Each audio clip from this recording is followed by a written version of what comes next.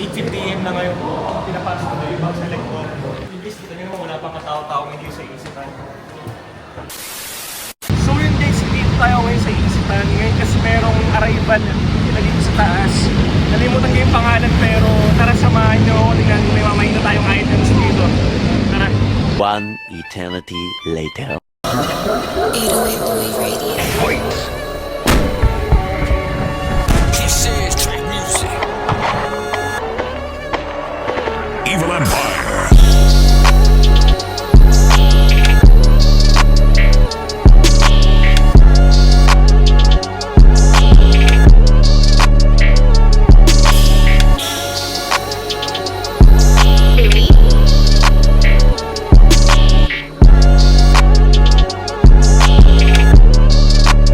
Mixtape Mastermind.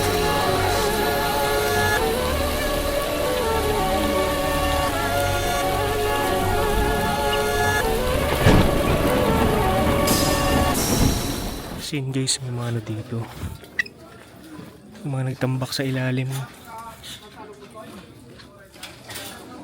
Kapal ng pansa to ah. Familiar ba kayo dito?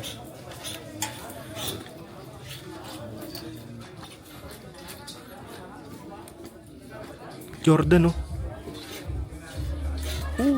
Flight Club. Di ba nito lang to na-release? Kaso sa small. Kunin ba natin? Bahala na. Check pa tayo dito guys.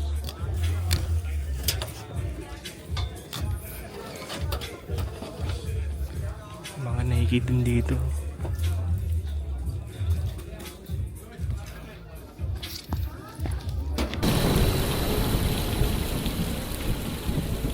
One take, 808.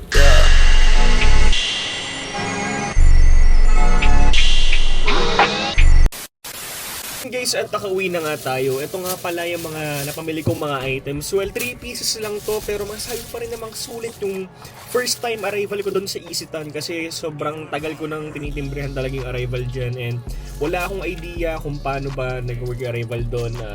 So yun nga, na-late nga tayo pero masabi pa rin namang sulit yung mga nakuha ko. And yun guys, masabi ko rin na konti lang din yung mga vintage, more on streetwear kaya tulagyan ko yung mga streetwear specific that mga Bape, ganyan, Supreme at pang iba para sa inyo yun guys kung yun yung mga linya nyo, genre nyo. So tara, isa-isahin natin itong mga to. So first meron tayo nakuhang ito, baka PSG ko, Paragraph. Ayan, Paragraph. Kung hindi kayo familiar dito, ito ay isang Korean brand. Here is the tag. Meron kasi yung hoodie na ito na nabili ko kay Brother Intoy. Ayan, kung nakita niyo yung vlog ko na yun nung bumisita ako sa kanya sa Pilar, Bataan. So, ganda lang kasi guys, no? And may likod to. Para siyang Chrome Hearts kasi. And, pero kung may interesado dito, pwede kong ibenta sa inyo to. Siguro sa 22 by 30 itong measurements nito. And yun, PM nyo lang ako. Then next, may nakuha rin tayong jersey doon sa Ukayan na yon. So here it is guys. Yung una medyo nagda-doubt pa ako pero nung nakita ko yung fittings, panalo. So NFL yan as you can see guys, no? 895 ang kuha ko dyan. So mataas-taas din talaga kasi new arrival nga naman. So ayan siya. Then meron siyang ano dito, etiketa yan, 48 yearbook NFL players. Then ang pinaka-player nito ay si Manning. Ayan. Not really familiar with this one and hindi ako NFL fan pero mas ano yung panalo, diba? So may ito yung fittings nito guys sa mga lookbook natin sa IG and Facebook. And last but not the least is this one. Ito na. Ito guys, nakita ko nakatago. Nakatago to. So here it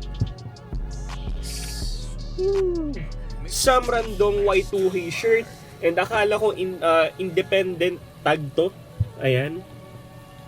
Pero nakalagay dito is inner sole, so looks vintage Y2K ganyan. Then nakaangat yung print niya, the inner. Then ganda lang kasi no, may dragon na may bungo. Siguro ito na size XL to. Pwede ko namang ibenta to sa inyo. Just let me know lang sa comment section kung trip nyo to.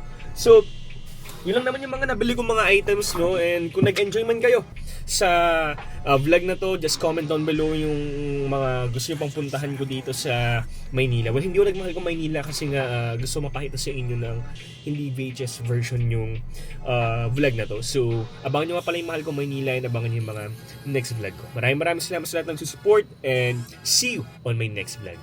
Peace out! 808, what you did?